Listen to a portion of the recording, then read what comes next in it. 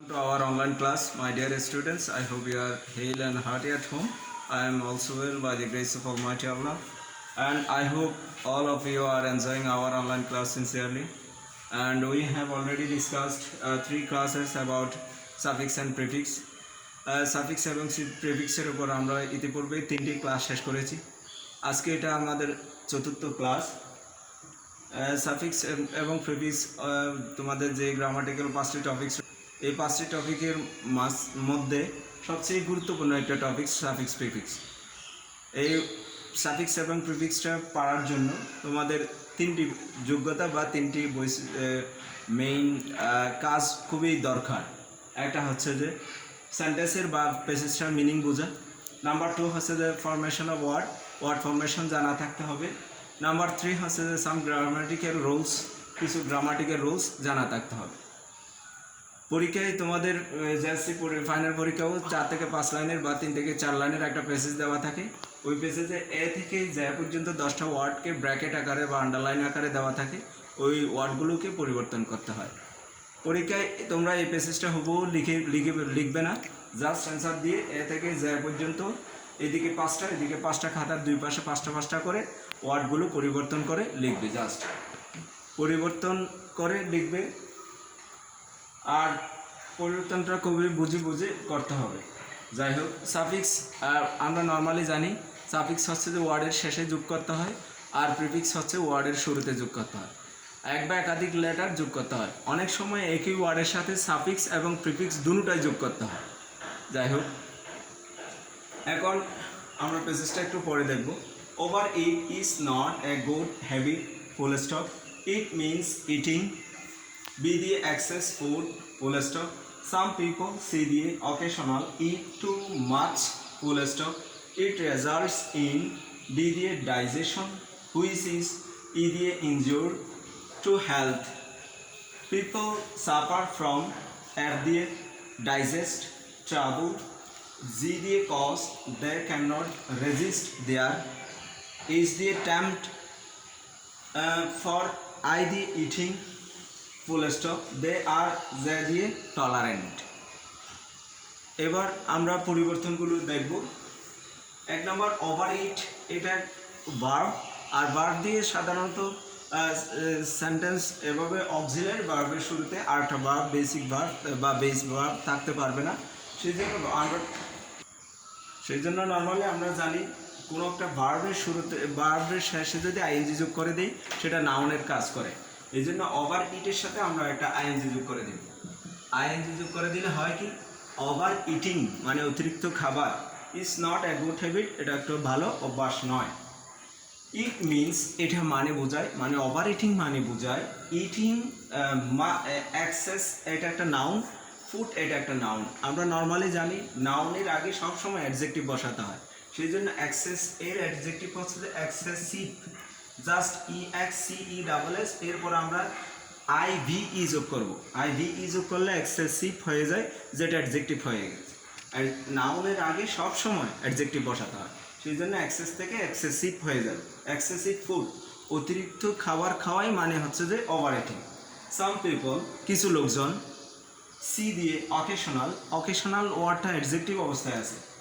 ইট এটা ভার্ব, সাধারণত ভার্বের পরে অথবা ভার্বের আগে আরেকটা অ্যাডভার্ব লাগে। সেই জন্য আমরা এটাকে অ্যাডভার্ব করে দেব। এলটা ডাবল করে ওয়াই করে দেব। মানে যদি কোনো অ্যাডজেক্টিভের শেষে যদি এল থাকে, সেই অ্যাডজেক্টিভকে অ্যাডভার্ব করার নিয়ম হচ্ছে এলটা ডাবল হয়ে ওয়াই হয়ে যায়, অ্যাডভার্ব হয়ে যাবে। সাম পিপল, কিছু লোকজন। অকেশনালি মানে আনুষ্ঠানিকভাবে বা কোনো অনুষ্ঠানে। ইট টু মাছ, খুবই বেশি খেয়ে থাকে। যাই হোক, ইট রেজাল্টস ইন, এটার ফলে অতিরিক্ত খাবারের ফলে ইট রেজাল্টস ইন, এটা ডেকে নিয়ে আসে ইন ডাইজেশন। ডাইজেশন মানে হচ্ছে যে হজম হয় এরকম। আর শুরুতে যদি আমরা IN যোগ করি ইন ডাইজেশন হয়ে যাবে। IN এইটা একটা প্রিপোজিশনের পরে ঠিক পরের ওয়ার্ডটা সবসময় নাউন লাগে। ডাইজেশন এটা নাউন অবস্থায় আছে, কিন্তু আমরা বিপরীত করে দিব ইনডাইজেশন, মানে বদহজমের সৃষ্টি করে। বেশি খেলে সেটা বদহজম সৃষ্টি করে বা বদহজম নিয়ে আসে। হুইচ ইজ, যেটি। যে বদ হজম হলে সেটা কি ইনজুর। ইনজুর এই ওয়ার্ডটা হচ্ছে ভার্ব অবস্থায় আছে। এই আই ইএস এটাও ভার্ব অবস্থায় আছে। দুটি ভার্ব হতে পারবে না, সেই জন্য অক্সিলারি ভার্বের পরে যদি বেস ভার্ব থাকে আমরা সেটাকে অ্যাডজেক্টিভ করে দেব। সেই জন্য আমরা ইনজুর থেকে ইনজুরিয়াস করে দেব। Injurious, injurious. আবার বলি, আইএস ইস এটা একটা ভার্ব, ইনজুর একটা ভার্ব ছিল, আর অক্সিলারির পরে এরকম একটা বেস ভার্ব হতে পারে না, সেই জন্য আমরা এই ইনজুর ভার্বটাকে অ্যাডজেক্টিভ করে দিয়েছি। অক্সিলারির পরে সাধারণত অ্যাডজেক্টিভ হয়, সেই জন্য ইনজুর থেকে ইনজুরিয়াস করে দিয়েছি। INJOU RIOUOIOUS, injurious. To health, এটা স্বাস্থ্যের জন্য ক্ষতিকর। পিপল সাফার, লোকজন ভোগে, ফ্রম কিসে, ডাইজেস্ট ট্রাবল। সুতরাং আমরা এই পিপল সাফার ফ্রম অ্যাপ দিয়ে ডাইজেস্ট দেওয়া আছে, ডাইজেস্ট ট্রাভেল। ডাইজেস্ট ট্রাভেল, এই ট্রাভেল ওয়ার্ডটা এখানে অ্যাডজেক্টিভ, আর অ্যাডজেক্টিভের শুরুতে সাধারণত যেহেতু অ্যাডজেক্টিভের পরে নাও লাগে, তবে ডাবল অ্যাডজেক্টিভ হতে পারে, সেই জন্য ট্রাভেলের পরেও, ট্রাভেলের আগে যে ওয়ার্ডটা আছে ডাইজেস্ট, সেটাকেও আমরা অ্যাডজেক্টিভ করে দিতে পারি। আবার বলি, অ্যাডজেক্টিভের পরে নাউন লাগে, কিন্তু ট্রাভেল যেহেতু অ্যাডজেক্টিভ, অ্যাডজেক্টিভের আগে নাউন হবে না, সেই জন্য এটাও অ্যাডজেক্টিভ করে দেব, ডাইজেস্টিভ করে দেব।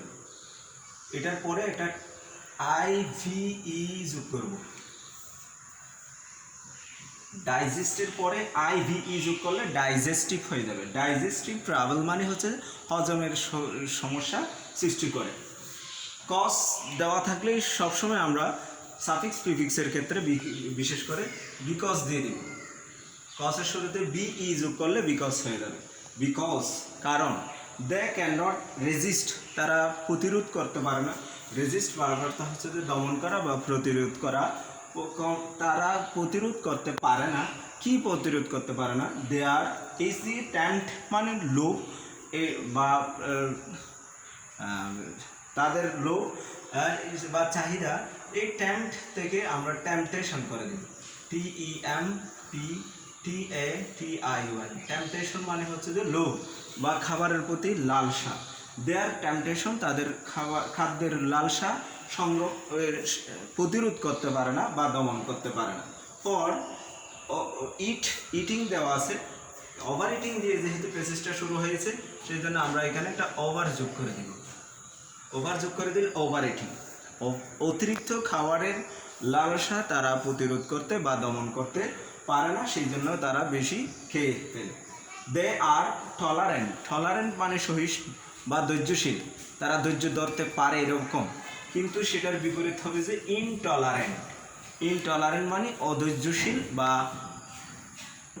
টলারেন্ট মিনস হচ্ছে ধৈর্যশীল বা ধৈর্য শক্তি যার আছে এরকম, আর সেটার বিপরীত করে দিব IN যোগ করে। ইনটলারেন্ট মানে অধৈর্যশীল বা যার মধ্যে ধৈর্যের কোনো ধৈর্য শক্তি নেই। এই প্যাসেজটার আশা করি তোমরা বুঝতে পারছো।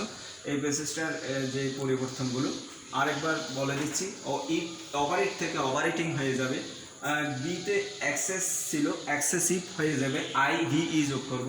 সিতে অকেশনাল ছিল, আমরা এলটা ডাবল করে ওয়াই যোগ করে দিছি।